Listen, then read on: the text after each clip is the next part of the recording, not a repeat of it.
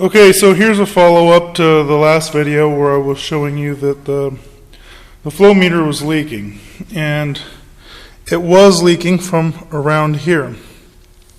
I tried to find some information online about how to fix that, and to be perfectly honest, I got about 5 hours of sleep last night, 4 or 5 hours, and kept falling asleep on my desk and decided to come back out here because that was the only thing that was going to keep me awake. So what I ended up doing is just putting a wrench on here and just ever so slightly just put a little bit of, tighten it a little teeny bit. Now I don't know if I should have done that or not, but it stopped the leak. So regardless if I should have did it or not, it stopped the leak and worked out. Now I'm not sure how to really set these flow meters up, because with it under pressure and you set this flow meter up, it doesn't move anywhere. You got to have it moves when the air is running through the line. So I have to kind of use the trigger on the welder to get the air to start flowing through to kind of give me an idea of where this is at. So I've got it set just above where the ball itself is, just above 15, and I threw down my first welds. But before I show you those welds, I'm going to show you, this does hold the big 10-pound spool of wire. I opted to go with the Hobart brand because I found a deal on eBay for these things were like 20-something bucks. I think 24 or 27 bucks. Plus I'm a Prime member on Amazon, so I didn't have to pay for shipping, so it ended up being a really good deal. The only disappointment is the people that I ordered it from decided to wait about 3 days before they shipped it, and I was worried that I wasn't going to get it in time for me to get the welder, and it actually showed up the same day as I got the welder. So regardless, I got the wire. It's copper coated solid carbon steel wire, 0.03. The pulley on here, or the feeder, it's already set up for the 0.03 when I got it. It's got two things. You can flip it over and run the bigger wire, the 0.04. I decided to just run 0.03 based on what I've read. That's what I use on the 90 amp, and I think it's sufficient, so that's what I decided to go with. One thing that was a little weird to me is this tensioner. It's spring loaded. When you pull this down, this flops up automatically. So it was kind of difficult for me to judge whether or not I got enough tension on here or not. So I kind of just left it alone, and I went back and forth with it a couple turns just to kind of feel it, but I eventually just put it back to where I thought it was from the factory, just because it's really kind of difficult for you to gauge how much tension's on there because of this being spring loaded. But it works. It's feeding well. One thing I do want to tell you is I had all my knobs down to 0, including my wire speed. So when I went to, I fed it in here, got it past here, and I pulled the trigger on the gun to get the wire to feed through the lead, it didn't go anywhere. The machine just clicked, and I instantly started thinking, oh, this fucking piece of shit, Chinese crap. And then I was like, well, wait a minute, let me check this wire speed, and I turned the wire speed up, and it started going, sure enough. So before you jump to conclusions, if you if you pull the trigger on the torch, or not torch, but gun, and it doesn't feed, make sure that your wire speed's up, before you fly off the handle and start throwing out racial slurs and things like that towards the people that built this and gave me the opportunity to buy a MIG welder for really, really cheap. So anyways, as far as how your leads hook up, this wire that comes out of here, put it in the positive. Your ground clamp goes to negative. Obviously you saw me put this on here. Your gun already has a tip in it. So there's no need to do anything like that. Sorry if I'm not pointing my camera in the right direction. I'm not really looking. I'm just kind of looking at the welder and talking. I went and found some angle iron in the yard and ground it down. You can see here, it was like this. I ground it down to that. Okay. Took as much of it off as possible. This was my first weld, my very, very first weld, with me just guessing on what the settings should be. Okay. I don't know what the settings are. I'm not even going to begin to guess. And ignore these two vertical ones here. All of this is just me trying to feel out the wire speed versus the voltage.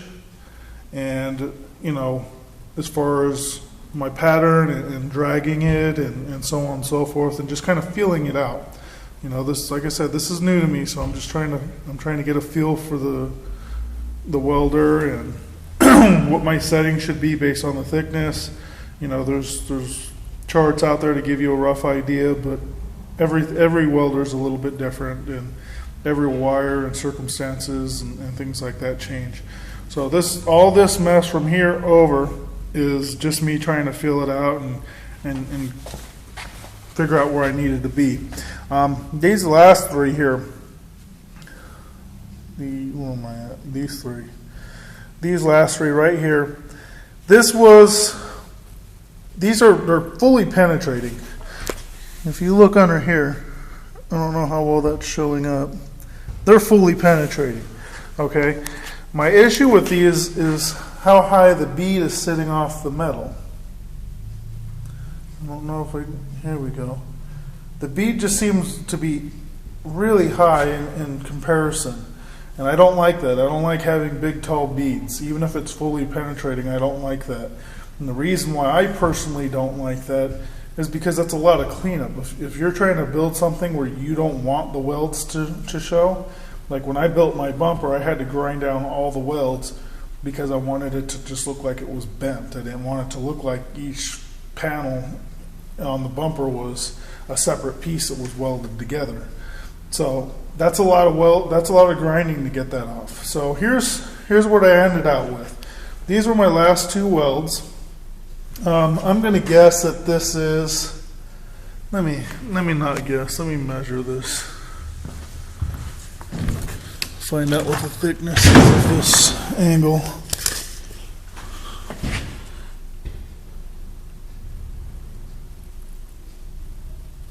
It's about a 16th. It's about a 16th of an inch angle.